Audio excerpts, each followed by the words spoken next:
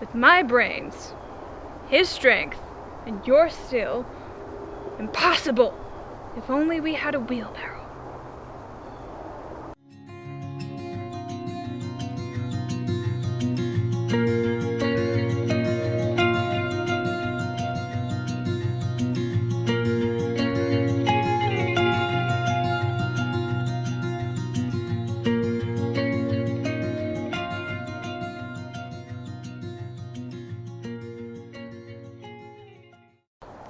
Hello there, good people. As we're coming up on the end of March, my thoughts are turning to my tomato plants, which I started in the middle of February. Let's have a look at one.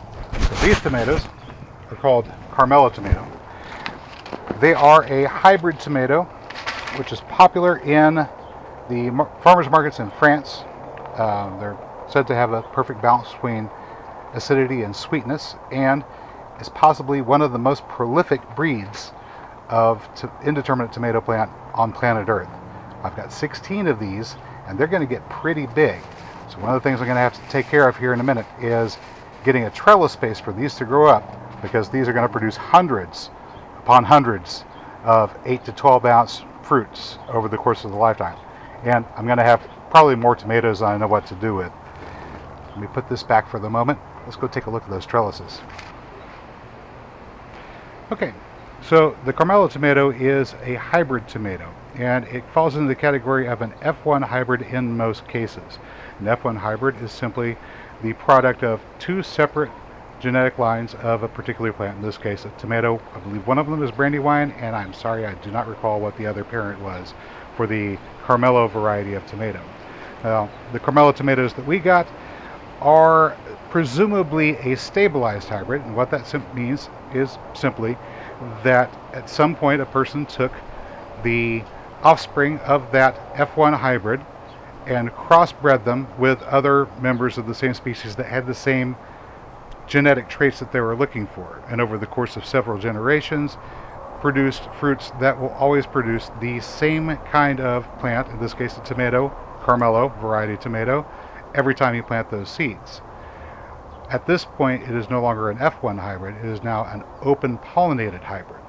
And open pollinated hybrids, over time, as they are saved, the seeds are saved and passed down from one garden to the next or one generation to the next, always producing the same plant every time, are no longer called open pollinated hybrids. They're simply referred to as heirlooms. So the tomatoes I'm growing may eventually become heirloom tomatoes. After these get done growing, I'm going to have to take some of those seeds, save them, replant them, and make sure that they are actually stabilized and we're always getting the same tomatoes off of those seeds.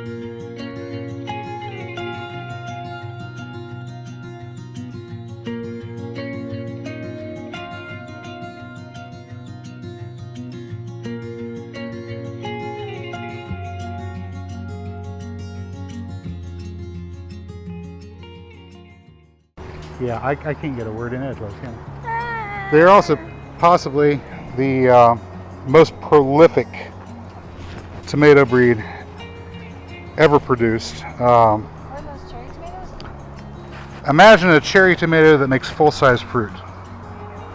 It's indeterminate, keeps on growing until the frost kills it.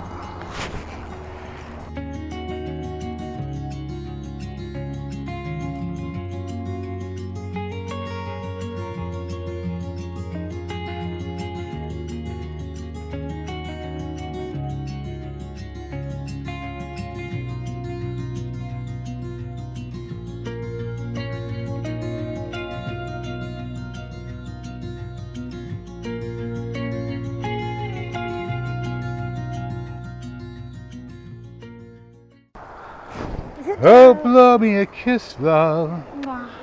And that's lucky too. Chim chimney, chim chimney, chim chim cherry. A sweep is as lucky Yeah, because we need as more lucky can tension be. over here.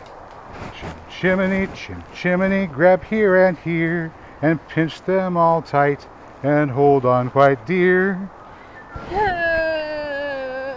See what we did there? Yes, You like that? yes. Wow, you're easy to please, I'm telling you. No, I just like Mary Poppins. All right, squeeze it tight.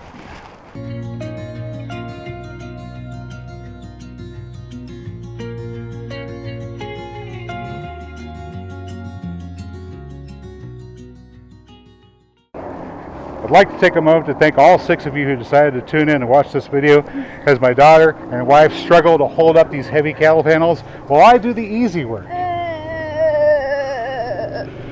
It's so heavy. Yes, moan a bit more, let us know how much you are suffering. Oh, don't do that. Do you think it'll hold? Stop it. Do you think it'll hold? Cue the falling apart. This is about what it was like putting up the... Okay, here we go. So now we have Oh, yeah, I wasn't 2 layers of cattle panels No, you were for a not. trellis to grow our Carmella tomatoes on. These tomatoes will get, if you let them go, maybe 12 foot tall or so. These are only going to go up to 8 foot. And I probably will need to do some more tying in and reinforcing here. But for the moment, the help from these 2 lovely ladies, you've been a great help. Thank you very much.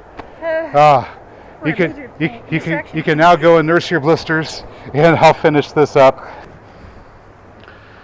Okay, so I've come back and I've been applying these cable ties here. This is the last one. I'll make this good and sturdy. Let's take a look at the entire thing.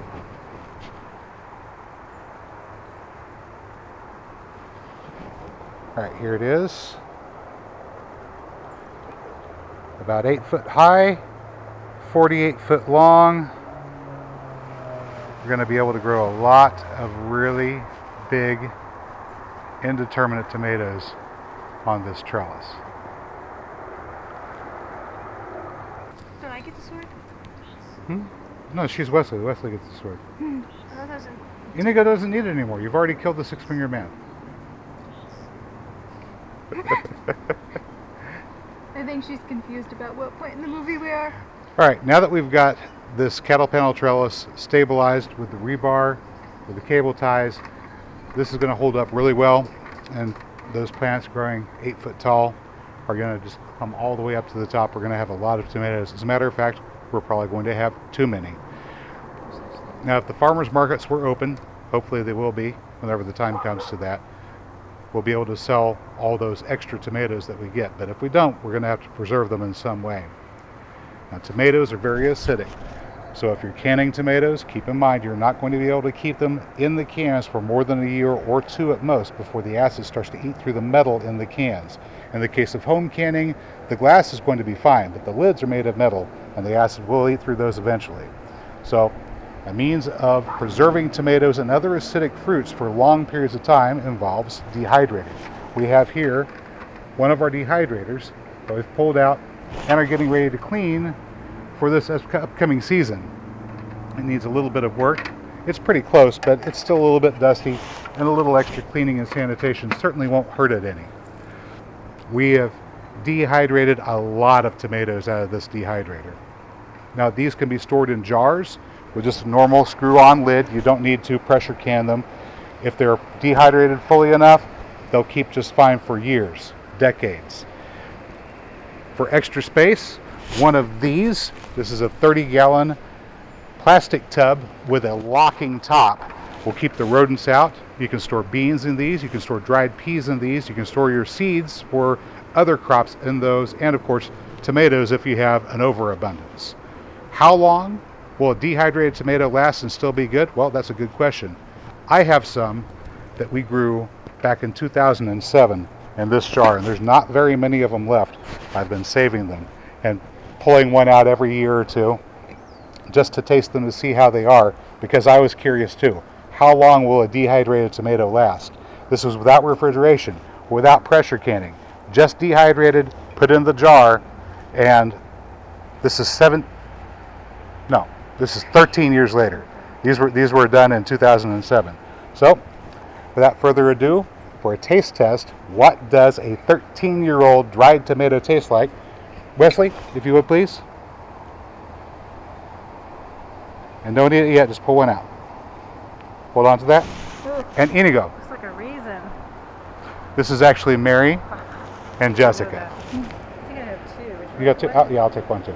All right, and on three, we're all going to eat them together. All right, ready? 1, 2, 3. Very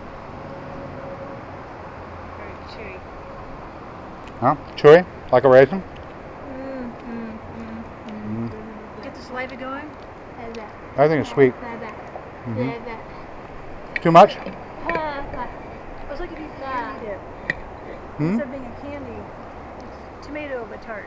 There's no sugar added. That's just the sugar that was in the tomato to begin Remember with. sour heads? Well, without the sugar.